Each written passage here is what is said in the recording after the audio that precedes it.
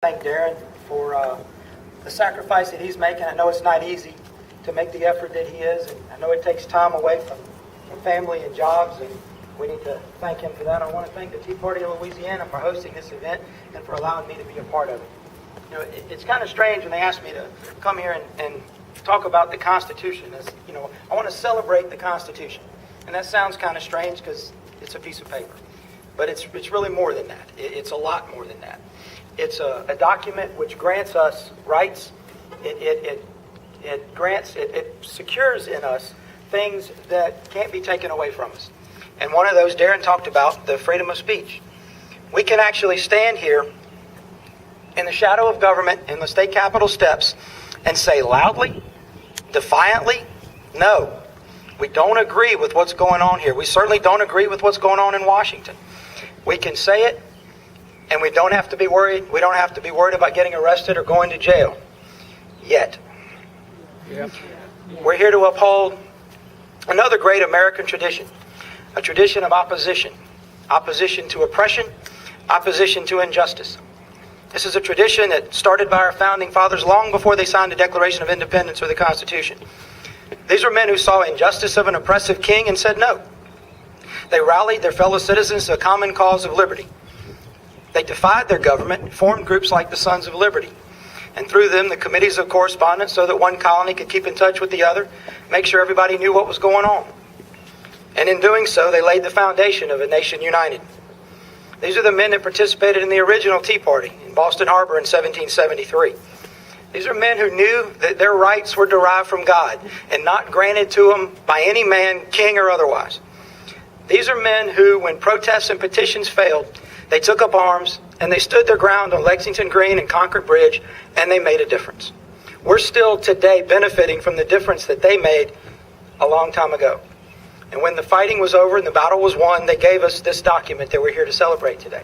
This Constitution which created a government, the greatest government ever created on earth. It was a government of limited powers, specifically limited powers. It was a document which, if read today through the lens created for us by the United States Supreme Court, would be virtually unrecognizable to the men that wrote it. The original U.S. Constitution had no progressive income tax. The men who wrote it never dreamed that your government would try to come between you and your doctor. The men who wrote it never dreamed that your government would refuse, not fail, but refuse to protect its citizens from a flood of illegal aliens coming across the border every year. They did not write a document that would justify the killing of unborn babies in the name of privacy, and our founding fathers never envisioned schools without prayer. They would turn over in their graves at the thought of the welfare state that we've become. They didn't know what an entitlement program was, and there are none in the Constitution. They wanted a government that worked for its citizens, not against them. They wanted a government that would stay out of our lives, because they knew that the strength of this nation was in its people, not its government. Our founding fathers were men of principle. First and foremost, they were almost uniformly men of devout Christian faith, and they wrote a government based on those principles.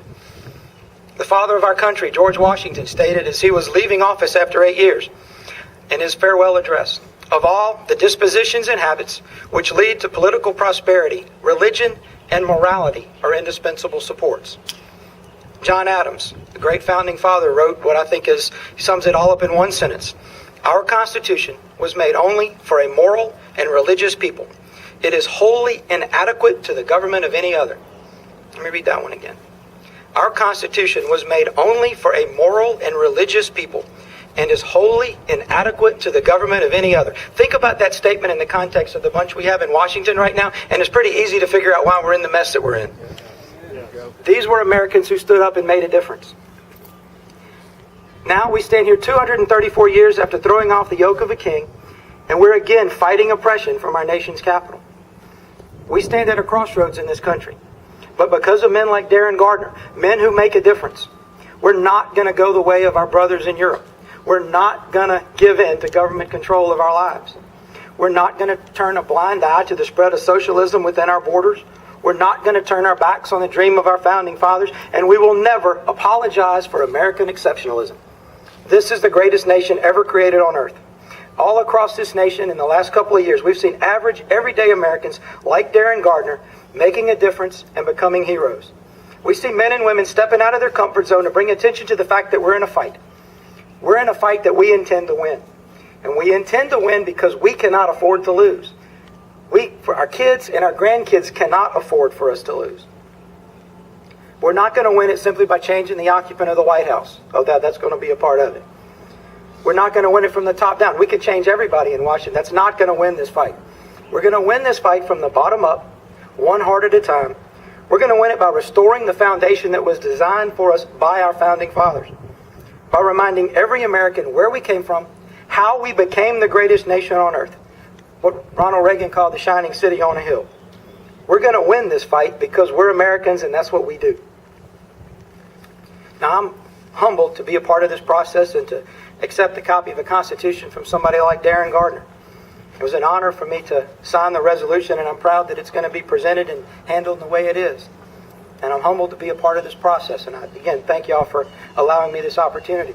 But each of us here today has a duty and an obligation to our founding fathers, to ourselves, to our children and our grandchildren, to not just come here and hear these words and watch the presentation. We have an obligation to watch our elected officials, myself included, very closely.